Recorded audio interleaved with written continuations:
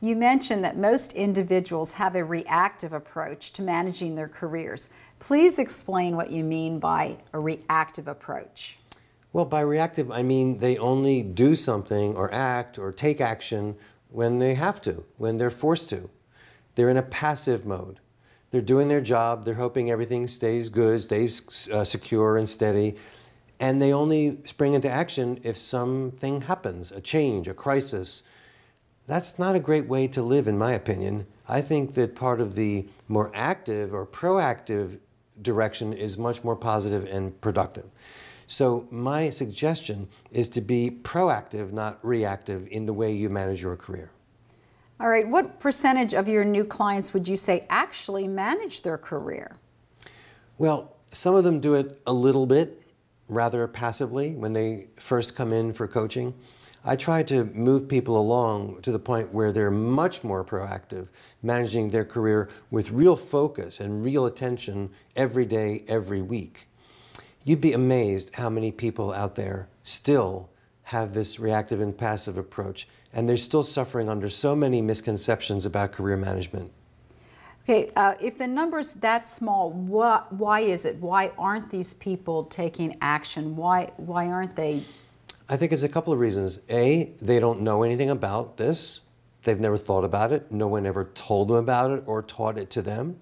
Or they're too wrapped up in their daily grind of their job and they feel like they don't have the bandwidth or the time to do these things. It could also be just a passive attitude, a lazy attitude in some cases. And it's a mistake either way. It's a mistake. You mentioned that you had done a posting on LinkedIn about these common misconceptions about career management. What was the aha moment you had that you had shared with me earlier? Well, first of all, there's so many misconceptions, right? All I need is a resume and I'll be fine. As long as I have a job, I'll be secure forever. Or a recruiter can always find me a job. I don't need to learn how to job search. Or I don't need to network because you're only supposed to network when you're between jobs. These are all lots and lots of misconceptions. So I did post an article on LinkedIn several months ago about these and other misconceptions in career management. And the response was amazing. I got hundreds of responses back. And there was one common theme to most of those responses. The theme was this: really? Are you kidding? Are there actually people out there who still believe this stuff? I haven't thought of it that way in 20 years. Anybody who thinks like this must be crazy. These are the kinds of... So I wrote back to these people and I said, no, it's not uncommon. It's extremely common that people still believe these misconceptions. Half of them are my clients. When they come here for career coaching, in the beginning, they report to me some of their beliefs, the way they operate. And I hear a lot of these misconceptions in these clients of mine who are new clients. Now, these people are not dumb. These are people with a lot of experience, been around a long time, high-level compensation, very prestigious titles, prestigious companies, but they're still operating under these misconceptions. It's really pretty amazing. I believe it. I know one of the big ones is the best way to find a job is on Monster, Career Builder, the ladders, right. Indeed. Right. Why do you think so many people spend so much time in front of the computer applying for job after job? Because they don't know how useless it is. They don't understand that it's such a big black hole and it'll never go anywhere when you're applying online, at least most of the time.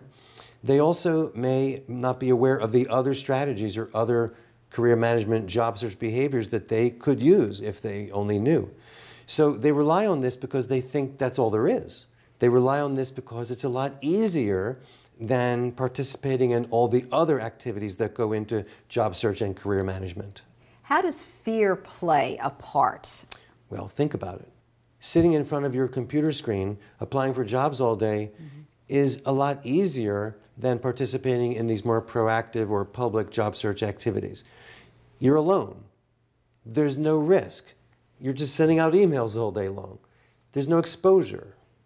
It's easy. It's risk-free. But that's not going to get you very far. All right, so I'm working online. Well, then I'm going to say, okay, I'm going to work with the recruiter. The recruiter knows my target market. They have thousands of contacts. Why is that not the best way to go? Because the recruiter is never going to do the search as fully or as professionally as you will. You're the one who wants to get the job. You're the one who's more motivated. A recruiter, they're going after a commission. They're trying to place you, sure, but they're also trying to place 20 other people in 20 other jobs. So you've got to take full responsibility. You can't absolve yourself and say, I'll just let recruiters handle my career for me. It's a skill that needs to be learned. Somewhere along the way, you need to learn the job search skills. No one gets off without learning this, unless you want to have a lousy career where you never go anywhere.